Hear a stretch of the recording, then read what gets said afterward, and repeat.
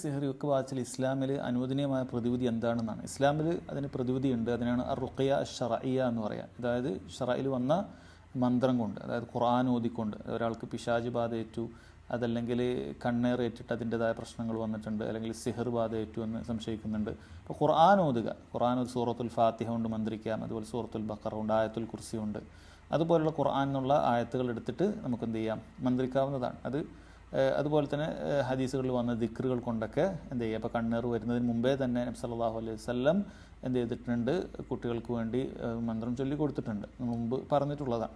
അപ്പോൾ അതേപോലെയുള്ള ഖുർആൻ കൊണ്ടും ഹദീസിലൊക്കെ സ്ഥിരപ്പെട്ട ദുആകൾ കൊണ്ടൊക്കെ നമുക്ക് എന്ത് ചെയ്യാം, അതിന് ചികിത്സ ചെയ്യാവുന്നതാണ്. അതല്ലാതെ അതിനു പകരം കണ്ണേർ ഏൽക്കാതിരിക്കാൻ ഉറുക്കോ എലസോ കെട്ടുക, അതല്ലെങ്കിൽ കണ്ണേർ ഏറ്റതിന് ശേഷം ഏതെങ്കിലുമൊക്കെ ജിന്നുമ്മമാരുടെ അടുക്കലോ അല്ലെങ്കിൽ ബീവിമാരുടെ അടുക്കലോ ഒക്കെ പോയിട്ട് എന്തെങ്കിലുമൊക്കെ ശിർക്കൻ പ്രവർത്തനം ചെയ്യുക, അത് പാടില്ലാത്തതാണ്.